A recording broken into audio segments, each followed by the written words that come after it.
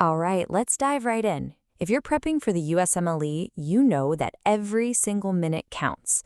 So what we're going to do today is a super fast 5-minute rapid review of all the highest yield topics in behavioral science. Think of this as your high-speed tour through all those concepts that just keep popping up on step 1. We're cutting out all the fluff, just giving you the absolute essentials. So where do we start? Let's kick things off with ethics. Okay, first up, the 4 pillars of medical ethics. And trust me, you can absolutely bet you're going to see questions that test how you apply these, and more importantly, how they sometimes clash with each other. So let's start with autonomy. And honestly, this is the big one. On the USMLE, this is almost always the trump card, the most important principle. If a patient is competent, their decision is final. Period. Even if you, the doctor, think it's the wrong call. Your job, inform and respect. That's it. No persuading, no pressuring. Next up, we've got beneficence. It's simple, really. It just means do good. You should always act in your patient's best interest. But, and this is the key takeaway for your exam, autonomy trumps beneficence. So a patient absolutely has the right to refuse a life-saving treatment, even if it's clearly not in their best interest. Then there's non-maleficence, which you probably know as the famous first do no harm principle. What this means in the real world is you're constantly weighing the risks versus the benefits of every single thing you do. I mean, think about surgery, right?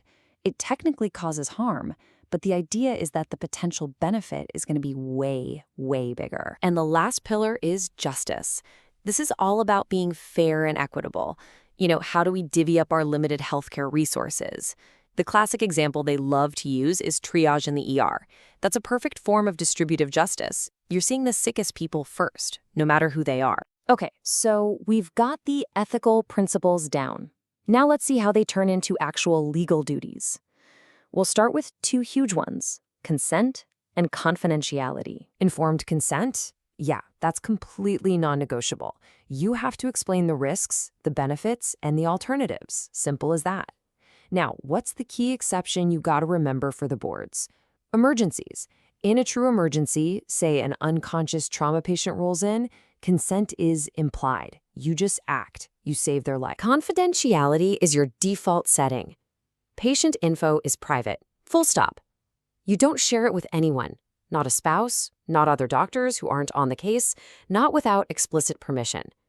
But, and this is a big but, there are some really critical exceptions. These are the situations where your duty to protect the public actually overrides patient confidentiality.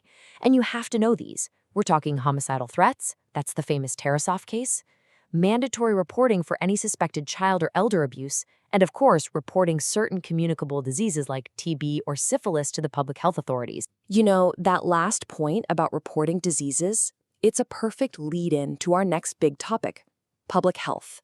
Let's zoom out now, from the individual patient to the health of the whole population. Okay, you are definitely going to need to know the levels of prevention. Primary is all about stopping a disease before it even starts. Vaccines are the perfect example. Secondary is about screening to catch it early. Think pap smears.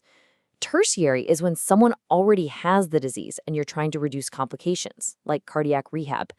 And then there's a newer one, quaternary, which is all about avoiding the harm that comes from unnecessary medical care. All right, here's a classic mix-up, Medicare versus Medicaid. Just remember this little trick. Medicare cares for the elderly, and it also covers renal disease. It's mostly for folks over 65 or on dialysis. Medicaid, on the other hand, provides aid to those with low income. Okay, let's switch gears again. We're going from huge populations back down to individual people, and we're going to focus on the bookends of life. So here are some super high-yield facts for both pediatrics and geriatrics. For peds, you gotta know these little pearls. A low 5-minute APGAR score, that signals a higher neurologic risk. But, and remember this, it does not predict cerebral palsy. For growth, the rule of thumb is easy. Weight doubles by 4 months, and it triples by 1 year. And if you get a question on short stature, the most common cause is just constitutional delay. The kid's just a late bloomer, that's all. Switching over to geriatrics, it's all about assessing functional status. So you have BADLs, basic activities of daily living. Those are the absolute essentials for self-care, like bathing, dressing, using the toilet. Then you have IADLs, instrumental activities. These are the things you need to live independently, like shopping, cooking, or managing your finances.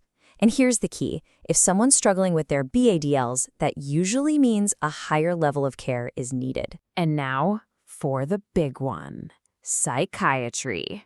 I know, it's a really dense section, but it is so high yield. So let's just hit the most important concepts, and we'll start with personality disorders. Okay, so personality disorders are all grouped into 3 clusters. And there's a super simple mnemonic that makes them easy to remember. You've got cluster A, the weird group. That's your paranoid, schizoid, and schizotypal. Then there's cluster B, the wild group. Antisocial, borderline, histrionic, narcissistic. And finally, cluster C, the worried group. Avoidant, dependent, and obsessive-compulsive. Weird, wild, and worried. Got it? Factitious disorder versus malingering. This is another classic exam comparison. It boils down to one thing and one thing only, the motivation. In factitious disorder, the reason is internal.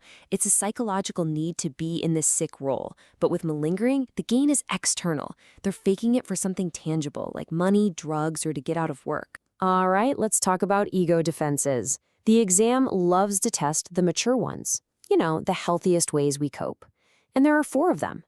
Just remember the mnemonic SASH. Sublimation, altruism, suppression, and humor.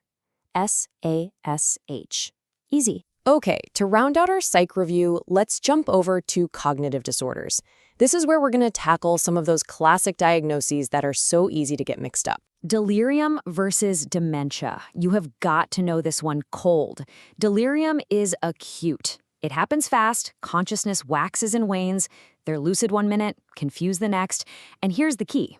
It's often reversible if you can find and fix the cause. Dementia, on the other hand, is chronic.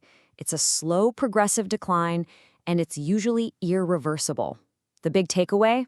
Acute versus chronic. When it comes to psychotic disorders, the number one thing the exam will use to differentiate them is the timeline. It's that simple. The symptoms are basically the same, it just comes down to duration. So if it's been less than a month, it's brief psychotic disorder. If it's been 1 to 6 months, it's schizophrenia form. And if it's gone on for more than 6 months, that's schizophrenia. It's all about the clock. And that's it.